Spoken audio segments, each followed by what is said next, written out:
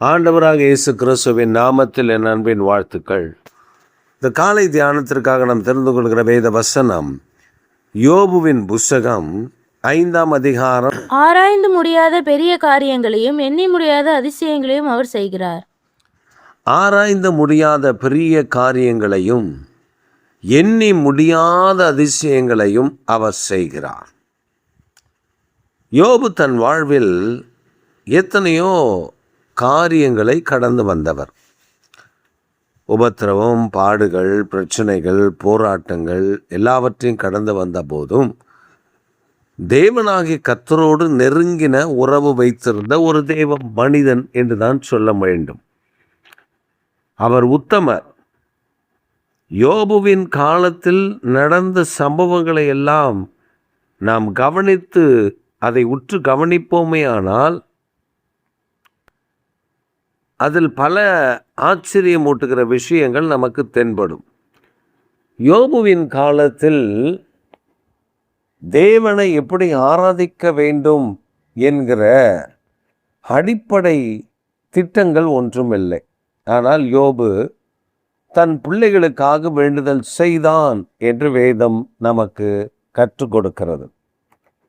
இரண்டாவது ஒரு காரியத்தை நாம் கவனமாய் அதில் பார்த்தால், யோபுவின் காலத்தில் பக்தி உள்ளவர்கள், விக்கிரக வழிபாடு பல காரியங்கள் அவர்கள் செய்தாலும் இவன் உத்தமனாய், சன்மார்க்கனாய், தேவனுக்கு பயந்தவனாய் இருந்தான் என்று வேதம் தெளிவுபடுத்துகிறது. அப்ப இவனை குறித்து தேவாதி தேவனே சாட்சி கொடுக்கிறார், அவன் உத்தமன், சன்மார்க்கன். அப்ப பக்தியுள்ள மார்க்கமாய் தேவனோடு கூட நடக்கிற ஏனோக்கு எப்படி நடந்தாரோ அதே போல யோபுவும் தேவனோடு கூட நடந்து தேவ திட்டத்தை அறிந்து தேவனுடைய அந்த ஆசீர்வாதங்கள், நன்மைகள் பெற்றுக்கொள்வது எப்படி என்றெல்லாம் அவர் அறிந்திருந்தார். தேவனுடைய பாதுகாப்புக்குள் தன்னை வைத்து கொள்வது எப்படி என்பதையும் அவர் கற்றறிந்திருந்தார். அதனால்தான் வேதம் சொல்லுகிறது, யோபுவுக்கு உண்டான எல்லாவற்றை சுற்றிலும் கர்த்தர் அவரை பாதுகாத்தார் என்று. இப்பொழுது அவர் சொல்லுகிறார், ஆராய்ந்து முடியாத பெரிய காரியங்கள். ஒரு பெரிய காரியத்தை நாம் ஆராய்ச்சி செய்துவிடவே முடியாது. கர்த்தர் செய்கிற பெரிய காரியத்தை மனிதன் செய்கிறதை சொல்லிவிடலாம். மனிதன் சொல்லிவிடுவான், இவ்வளவு பெரிய காரியத்தை நான் செய்கிறேன். ஆனால் கர்த்தர் நமக்கு நம்முடைய வாழ்க்கையில் செய்கிறதை அதை ஆராய்ந்து முடியாது. ஆராய்ந்து முடியாத பெரிய காரியங்களை செய்கிறவர், எண்ணி முடியாத அதிசயங்களை நடப்பிக்கிறவர். அப்போ நம்முடைய வாழ்வில் அவரை மாத்திரம் முன்னிறுத்தி அவருடைய சத்தத்தை, அவருடைய திட்டத்தை, அவருடைய சமூகத்தை நாடிக்கொண்டிருப்போமே ஆனால் நம்முடைய வாழ்வில் ஆராய்ந்து முடியாத பெரிய காரியங்களை நாம் காண முடியும். கூடுதலாக ஒன்று சொல்லுகிறார், எண்ணி முடியாத அதிசயங்களை அவர் செய்கிறார். எண்ணி முடியாது அவர் செய்கிற அதிசயங்களை, கவுண்ட்லெஸ் ஆஃப் மிராக்கிள்ஸ், அதிசயங்கள். அவர் அதிசயமானவைகளை நமக்கு செய்கிறார். எண்ணி, அதாவது அது கணக்கில் வராத, கணக்கில் கொள்ள முடியாத அதிசயங்களை அவர் நம்முடைய வாழ்வில் செய்கிறார். அப்போ இந்த காலை வேளையில் நாம் நம்முடைய ஐக்கியம் பிதாவோடும் குமாரனோடும் பரிசுத்த ஆவியானவரோடும் வைத்து கொள்ள வேண்டும்.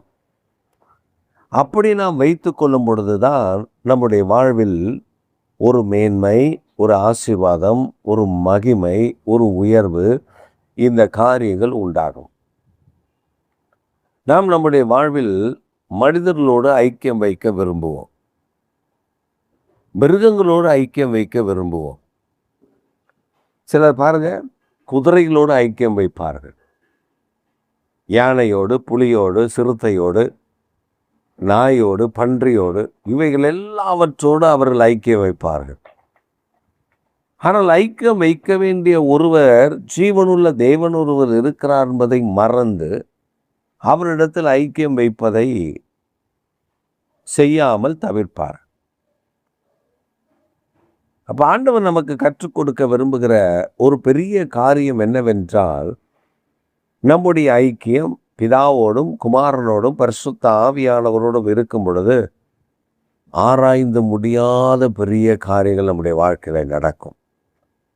எண்ணி முடியாத அதிசயங்களை அவர் செய்து விடுகிறவர், நமக்காக செய்வார். நீ யோசிக்கலாம், எனக்கு ஆண்டவர் இந்த நன்மையை செய்வாரா அப்படின்னா, நமக்கு செய்வதற்கு அவர் காத்திருக்கிறார். நாம் அவரிடத்தில் ஐக்கியப்பட்டு கேட்கும் பொழுது நமக்காக அதை செய்து முடிக்க அவர் போதுமானவர். நாம் மனுஷனுடைய சத்தத்தை, மனுஷனுடைய திட்டத்தை, மனுஷனுடைய நோக்கத்தை இதுதான் நம்ம விரும்புகிறோம். ஆனால் தேவாதி தேவனுடைய திட்டத்தை, தேவாதி தேவனுடைய தீர்மானத்தை, அவர் செய்ய விரும்புகிற காரியத்தை நாம் அங்கீகரிப்பதில்லை, கேட்பதில்லை, அவரிடத்தில் ஐக்கியப்பட்டு உட்கார்ந்து செபிப்பதில்லை, அவரை தேடுவதில்லை. நீங்கள் கர்த்தரையும் அவர் வல்லமையும் நாடி பாருங்களேன், கர்த்தரையும் அவர் வல்லமையும் தேடி பாருங்களேன். உங்கள் வாழ்க்கையில் எவ்வளவு பெரிய நன்மைகள் உண்டாயிருக்கிறதை நீங்கள் அனுபவிக்க முடியும், காண முடியும். அப்போ நம்முடைய வாழ்வில் நாம் அவரை தேடுகிற அந்த அனுபவம் நமக்கு இருக்கணும். இப்போ நீங்கள் பாருங்கள், பர்த்திமேயுன்னு சொல்லுகிற ஒரு குருடர் வழி அருகே அமர்ந்திருக்கிறார். அவன் அந்த வழி அருகே அமர்ந்திருப்பது நோக்கம் பிச்சை எடுக்க. அந்த வழியாக இயேசு வருகிறான். கூட்டம் சலசலக்கிறது. அவன் கேட்கிறான், இது வழக்கத்தை விட மாறாக இருக்கிறது, இந்த சத்தம் என்ன என்று கேட்கிறார். அப்பொழுது அங்கே இருக்கிறவன் சொல்கிறான், நசரேயனாக இயேசு போகிறார். உடனே இந்த மனிதனுக்கு ஒரு ஆவல். இந்த ஆவலில் என்ன சொல்லுகிறான்னா, நசரேயனாக இயேசுவே, தாவீதின் குமாரனே, எனக்கு இறங்கும். அவனை அதட்டுகிறார்கள். சத்தம் போடாதடா, அங்கே அவர் தூரமாக போயிட்டுருக்காரு, நீ கூப்பிட்றதெல்லாம் அவர் காதில் கேட்காது, தயவு செய்து வாயம் மூடு அப்படின்னா இன்னும் பலன் கொண்டு இன்னும் அவன் சத்தத்தை உயர்த்தி அவன் சொல்கிறான், தாவீதின் குமாரனே எனக்கு இறங்கும். அப்போ அவர் நின்று அவனை வந்து அவனோடு கூட உரையாடி அவனை குணமாக்கினார் என்று வேதத்தில் நமக்கு சாட்சியிடுகிறார். அப்போ அவனுடைய ஐக்கியம், இதுவரை இருந்த ஜனங்கள், இதுவரை இருந்ததான சூழல்கள், அவைகளை விட்டுவிட்டு ஒரு இரட்சகர் ஒருவர் இருக்கிறார், ஒரு மேய்ப்பர் ஒருவர் இருக்கிறார், என்னை குணமாக்க அவரால் முடியும் என்று அவன் கேள்விப்பட்டிருந்ததை அபியாசப்படுத்துகிறான் பாருங்கள். அப்பொழுது அதிசயம் நடக்கிறது. பிறவிலேயே குருடனாய் இருந்த ஒரு மனிதன் பார்வை அடைந்ததாக அந்த நாட்களில் இல்லை. ஆனால் இயேசுவின் நாட்களில் அப்படி பிறவி குருடர்கள் பார்வை அடைந்தார்கள். அந்த மாதிரி countless of blessing, countless of miracles, countless of things happening. அப்போ தேவனுடைய சமூகத்தில் ஒரு ஐக்கியம். அவன் கூப்பிட்டான் பாருங்க, அவர் அதை கேட்டார். நாம் நம்முடைய பிரச்சனை நேரங்களில், போராட்டங்களில் யாரை தேடுகிறோம்? மனிதர்களையா? மனுஷ ஆலோசனைகளையா? இவரையா அவரையா? எவரை நாம் முன்னிறுத்துகிறோம்? நம்ம பல நேரங்களில் நாம் மாம்சத்தின்படி சில விஷயங்களை முன்னிறுத்தி தோல்வி அடைகிறோம். ஆனால் இந்த காலை வேளையில் கர்த்தர் நமக்கு ஒரு காரியத்தை கற்றுக் கொடுக்க விரும்புகிறார். அவரோடு கூட ஐக்கியம் இருந்தால் அது ஆராய்ந்து முடியாத பெரிய காரியங்கள், எண்ணி முடியாத அதிசயங்கள். நீங்கள் யோவான் எழுதுகிற சுவிசேஷம் 14ஆம் அதிகாரம் 12ஆம் வசனம் சொல்லுகிறது, என்னை விசுவாசிக்கிற நான் செய்த கிரிகளை தானும் செய்வான், இவைகளை காட்டிலும் பெரிய காரியங்களை நடப்பிப்பான். விசுவாசித்தாலே பெரிய காரியம். அவரோட ஐக்கியப்பட்டிருந்தா, அவரோட நெருங்கி இருந்தா எவ்வளவு பெரிய பெரிய காரியங்களை நாம் செய்ய முடியும். உபத்திரம் வரும், பாடுகள் வரும், நெருக்கடிகள் வரும். ஆனால் அவருடைய ஐக்கியத்தை மாற்றுவதற்கு ஒருவரால் முடியாது, ஒரு வல்லமையும் தடுத்து விட முடியாது. அதனால தான் இந்த காலை வேளையில் அவரோடு கூட ஒரு ஐக்கியம். இப்போ பெரிய காரியங்களை செய்யணும்,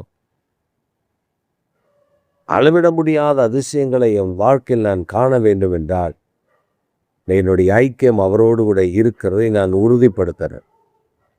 யோபு அதை உறுதிப்படுத்தினார். யோபு உறுதிப்படுத்தினார். இந்நாட்களில் யோபு அதை மற்றவர்களுக்கு அறிவிக்கத்தக்க பலத்த பெரிய கிரியைகளை கர்த்தர் செய்து யோபோடு பேசுகிறதை காண முடிந்தது. இன்றைக்கும் நமக்கு அந்த நன்மையை வழங்க ஆயத்தமாக இருக்கிறார். நாம் அதை ஆண்டவரிடத்தில் பெற்றுக்கொண்டு ஐக்கியப்பட்டு பெற்றுக்கொண்டு தேவனுடைய நாமத்தை உயர்த்துவோமாக. ஆமென்.